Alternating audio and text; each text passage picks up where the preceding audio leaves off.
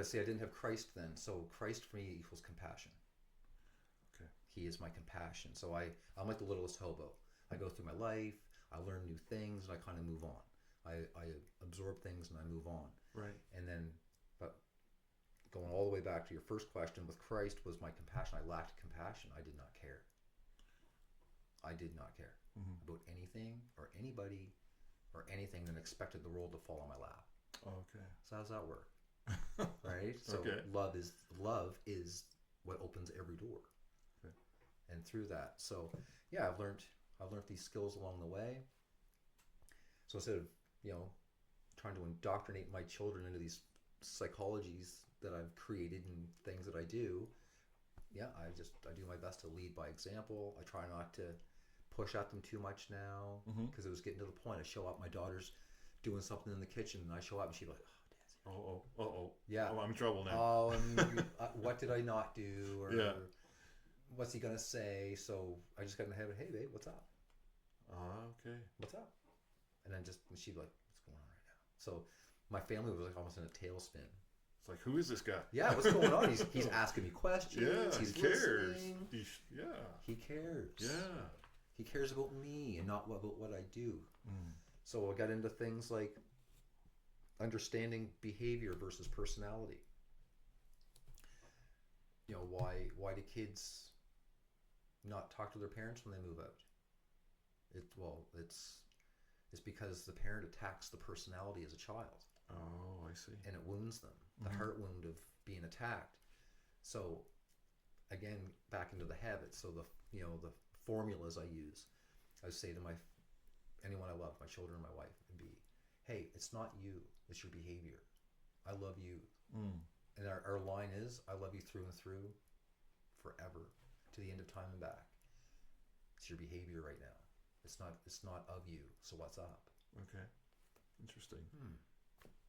Yeah, that really doesn't feel like me. What is going on? And then we can get into the deeper stuff. But you got to get past the feelings Okay. without being a psychopath, right? Well, that's probably a good idea. Yeah. Yeah. I don't need the blood slides, No, but put the feelings aside for a minute, and like I said, you can do the surgery that way, Okay. the emotional surgery through logic. But again, back to how Jesus impacted my life was to have compassion for people.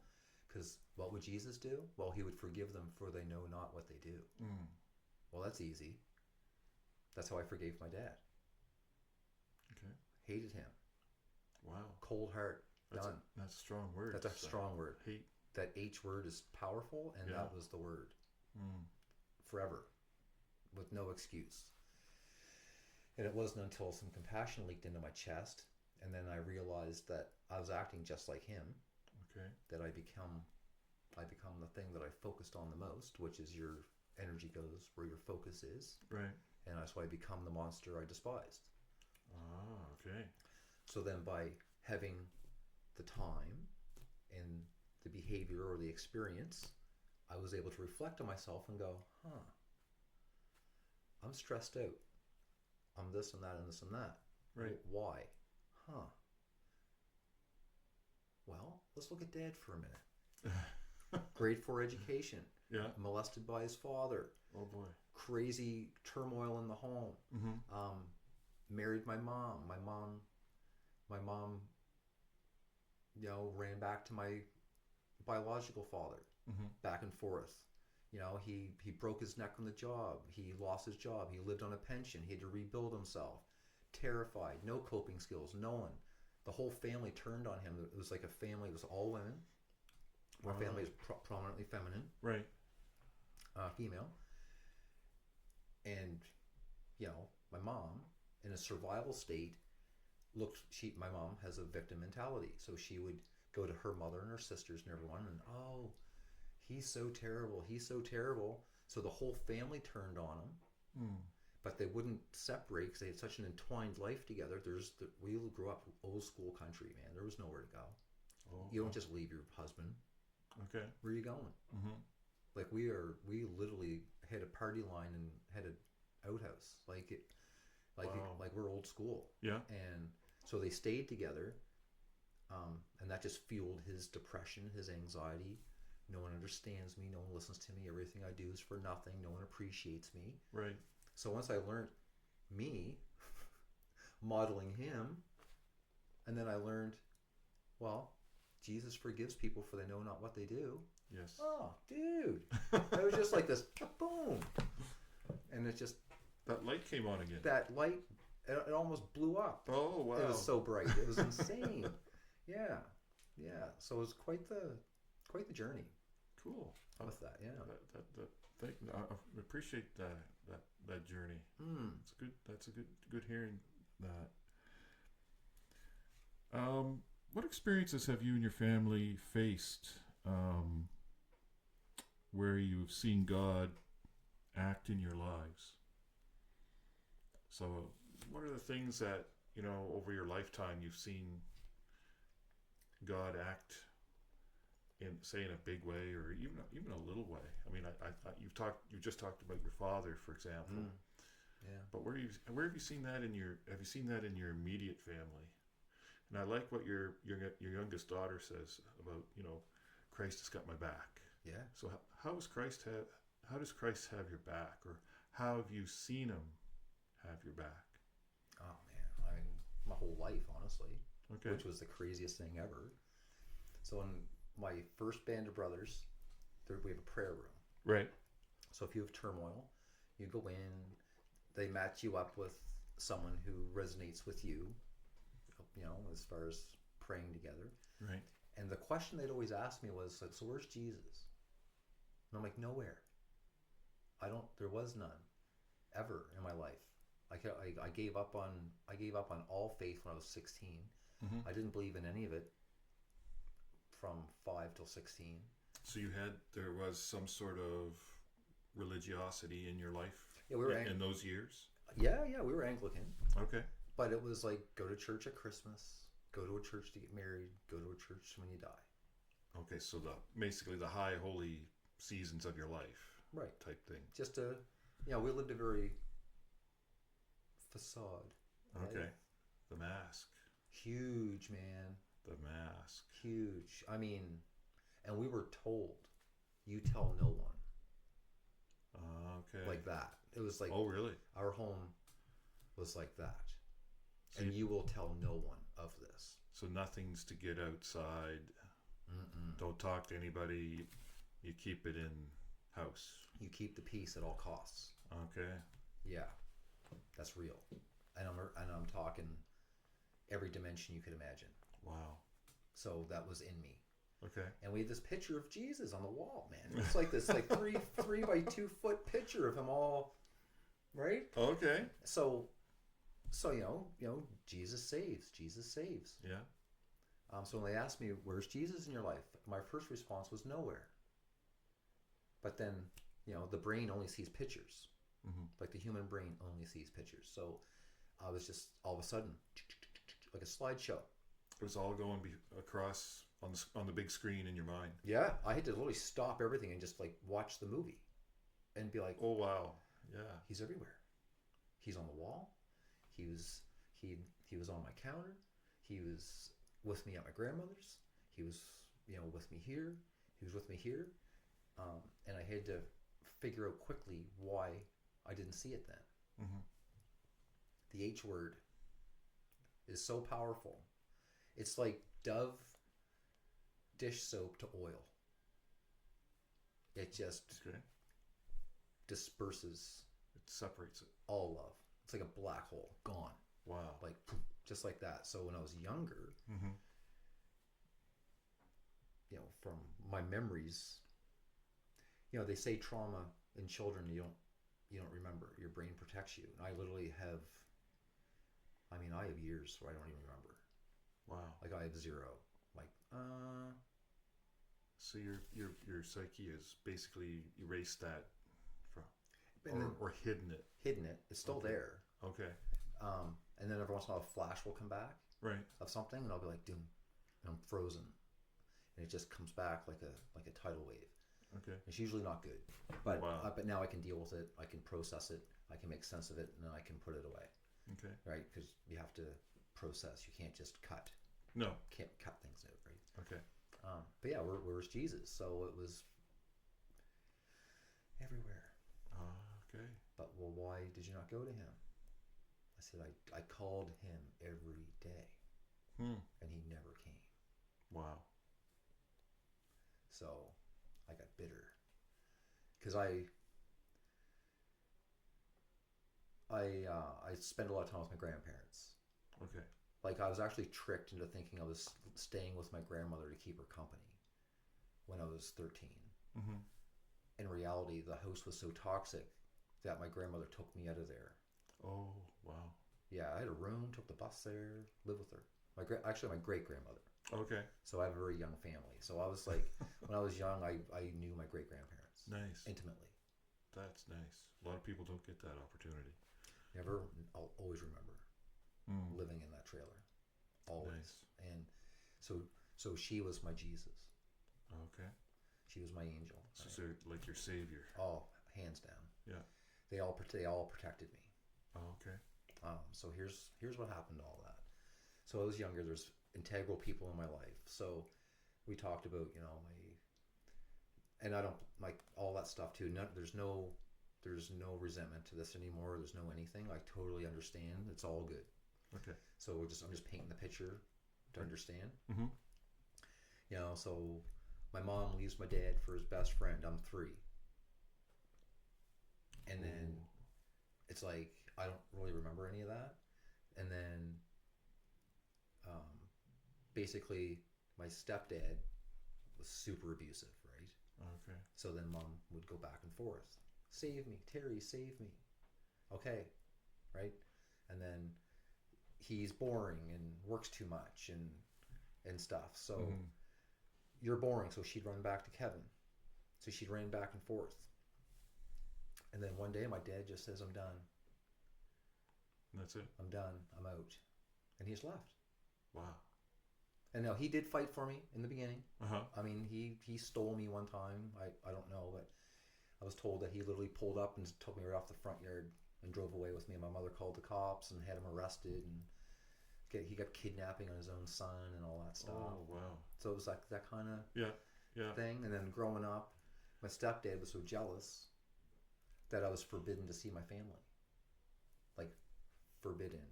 Wow. Like, if they come here, they won't leave. So no blood family. 0. Just my mother's side. Oh, okay. My dad's side, no. No. Okay. 0. And 0 for me is an absolute number. Like when I say 0, It's 0. it's 0.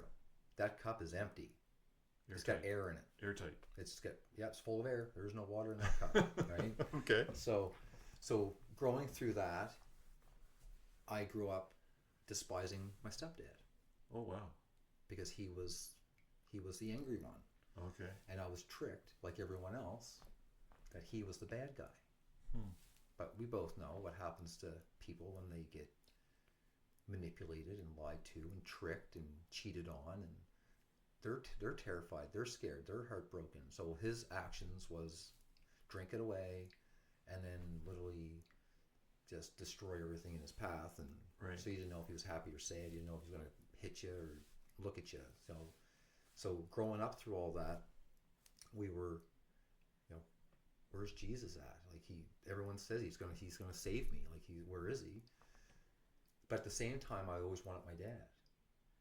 So when I lived with my great grandmother, I had a bedroom, and had the little teeny rectangle window. Oh, okay. Yeah. That's all yeah. I had to peek out into the stars at night. Oh, wow.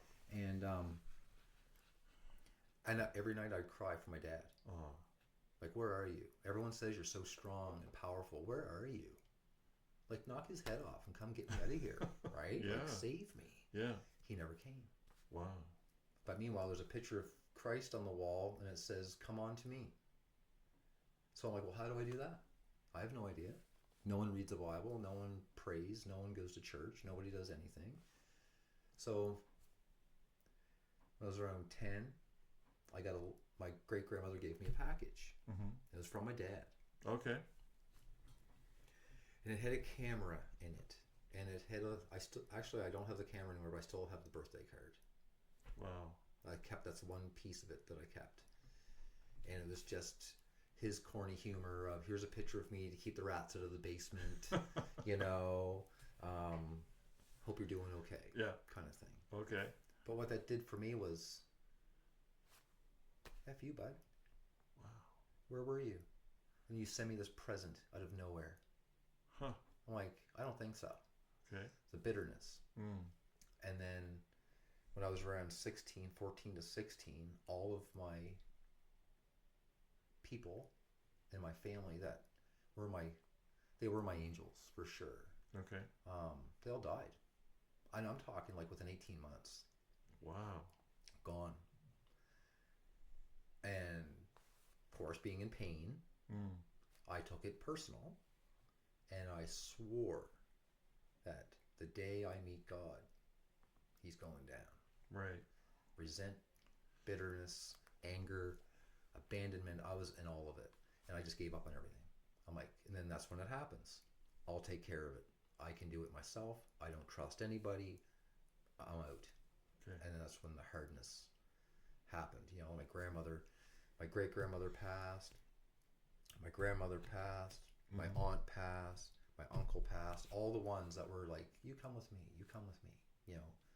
They would all drive around in my grandmother drove muscle cars, right? Because she was super young, right? Okay. Like, she was like in her 40s when I was a kid. Wow. Right? So she was in her 50s when I was a teenager. And, Okay. you know, and so super young. Yeah. And they'd always, you know, this is how you treat a woman, and this is how you be a man, and They don't be teach. like this. Teach. The mistake they made was they didn't understand the language they were using. So they would make jokes sometimes, say, you'll make your woman a good wife one day. Oh, okay. Because in one hand, I have the babies. I'm a baby whisperer. So I would show up at 12, 13, 15, 16 years old, and they just go, Allison's here, and they just all pass me their babies. Really? And I just put them to sleep in 2 minutes. Wow. And I just have 2 babies in my arms, just like this, the whole time. So you're the guy the go-to guy for babysitting then. For obviously. everything. Yeah. Yeah. And I love children. Because where I come from, we had to protect them. Okay.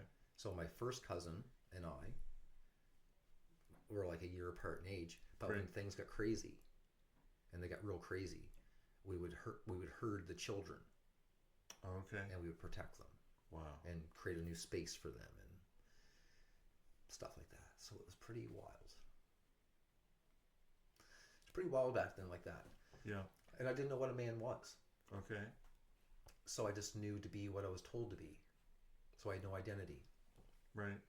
So I had no masculine identity, surrounded by feminine energy, which is fine. But I didn't know what a man was. Okay. Does a man just knock someone out when they get in their face, or you know, or does he have a conversation, and then my emotions get out of control, all that stuff. And then I felt like, you know, Jesus wasn't there. My dad gave up on me, and I just went complete black hole. But with the kids, though, then what happened was continuing in the home. Mm-hmm. I was home until I was like 23, Okay. because you know we had now there's the family unit. You know, there was foster kids coming in, and there was a lot of things happening that should not have been happening. Oh, okay. That's the you don't say anything, I see. you know. So you say nothing while this goes on, you know, because we're doing this not for the right reasons. Oh boy. It wasn't having foster children for the sake of fostering children. It was fostering children honestly for the sake of trying to collect some income and trying to survive. So I get that. But with all the stuff going on, right? Mm-hmm. Keep your mouth shut. Don't say anything. So the very man who I grew up to hate, I'm folding his laundry. I'm making his supper. I'm like a slave to him, Okay. or I thought I was. Mm-hmm. But yeah, no God in my life, no nothing like that, and it wasn't. And then of course, fast forwarding, I was 24. The energy in the home is so intense. It was just I broke my hand slamming the table with my stepdad laughing at me, going, "I know you want to hit me. Why don't you? Oh, wow. You know, you just hide behind your mother. You just hide behind your mother, do you?" And he would just say things like that to me. But if I rose up, he's a big man. You know, I'd get thrown to a wall. You know, side slammed, terrified. And if he grabbed me, because I've been grabbed before, Mm-hmm. weak, just complete like a rag doll, like no fight. Like I've never experienced that now, but when I was younger, like the hands, and I would just be like, just like weak. I would just go away, Wow. and then I would just kind of come to and be like, "Oh, I'm in the closet," like that kind of stuff. Okay. So don't. This is actually the first time ever something like this I've actually expressed this, other than Band of Brothers. Okay. It's something you bury, but I've dealt with it. Okay. You know what I mean? So I've coped with it and I've dealt with it, and it's good. I'm good. But Okay. yeah, the bitterness and the separation from God and feeling abandoned, and everyone abandoned me, and that's what made it so hard to come to a faith, because it was never there before, and that was that journey of what's the why that makes you cry, and dude, it'd take you 3 months for me to tell you all that kind of stuff. Oh, that's okay. Yeah, so We can have you back again. yeah, That's not a problem. right on. Well, thank you for that. Yeah. Okay. So that's, I guess, that's kind of on and off that topic, but that's where that comes from, Okay. right? Deep. Very deep. Yeah, Okay. but dealt with. But dealt with. Oh, I like that. I like that. Yeah. Let's talk about work a bit. And so you were in the military, in the Army. What did you do in the Army? Well, I started off reserve, Okay. and I started on a bet. Oh, that. A Interesting. Bet. And I'm not that kind of person. Okay. Like, I don't care. I am not competitive at all, outwardly. Right. At all. Zero. Even in sales, when I was in sales, like, we're doing this and that, and I'm like, yeah, I just go to Tim Hortons, have a coffee, and be like, let the other guys do it. Like, I don't know. I'm not overly competitive. Right. But inwardly, I am, for sure. Mm-hmm.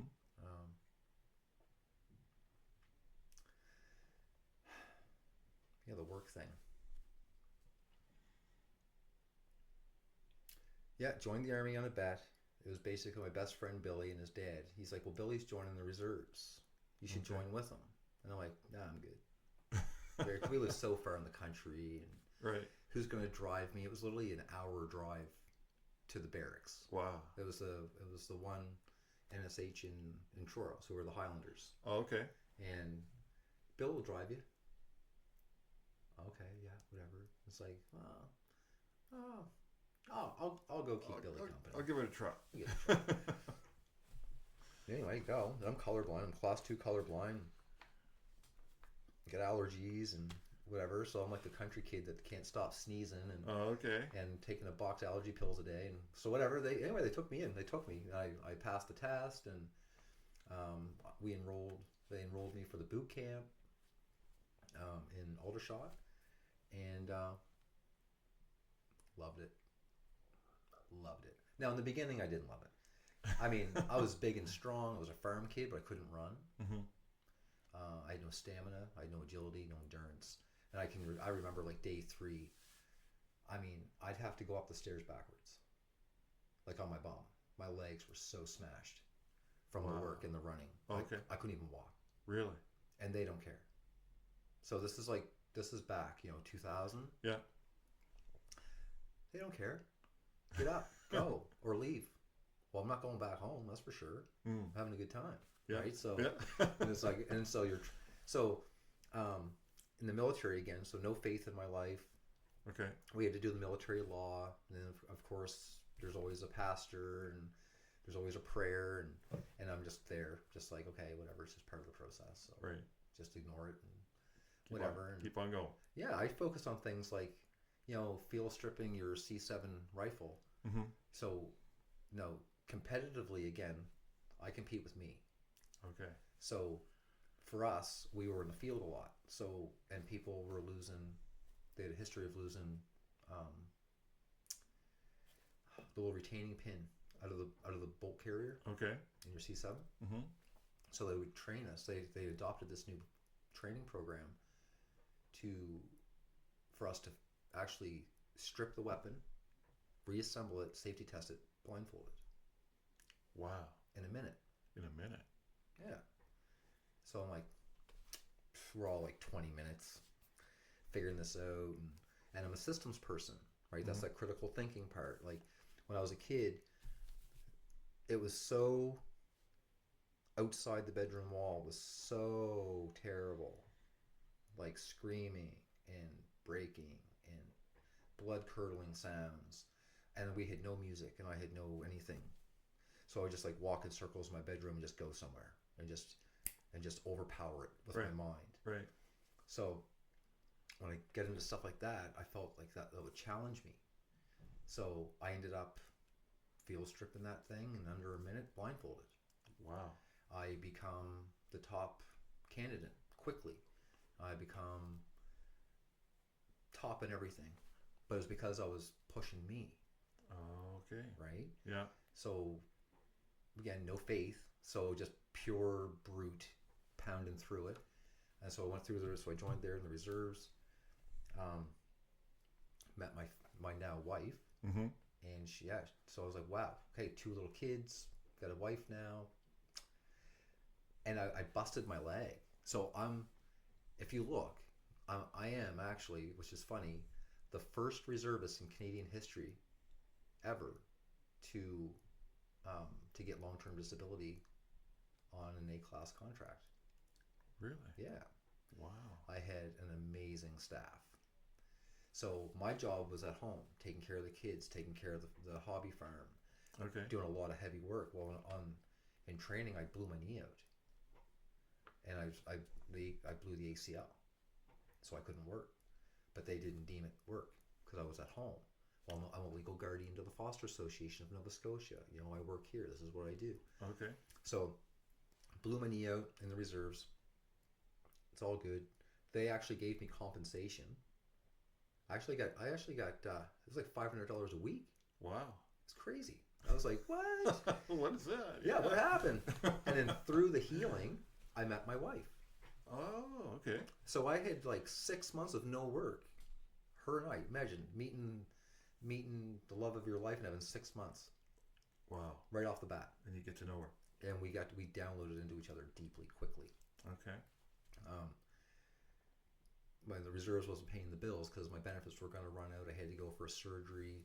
I went for an ACL surgery. Had a massive hematoma post-op. Mm-hmm. They were going to amputate my leg. Oh, wow. And this lady, I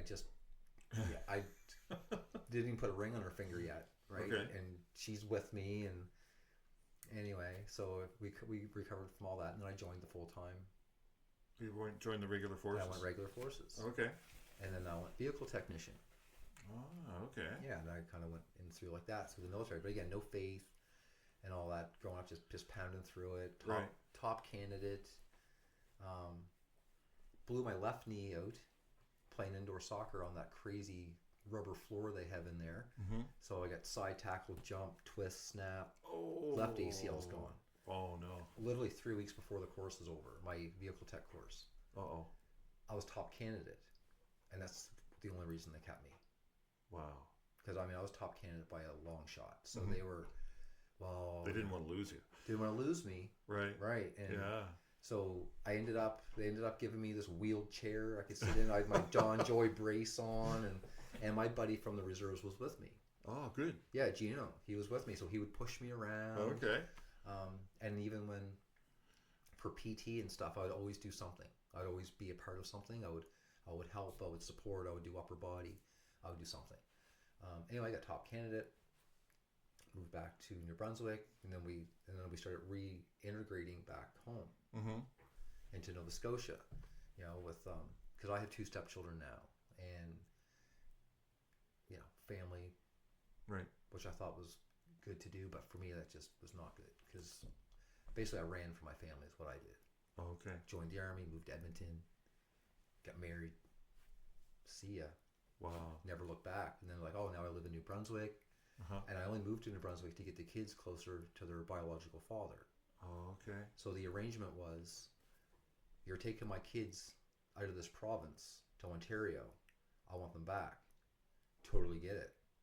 I will get top candidate, and I'll get posting preference, and I'll get back as close as I possibly can. That's my promise to you.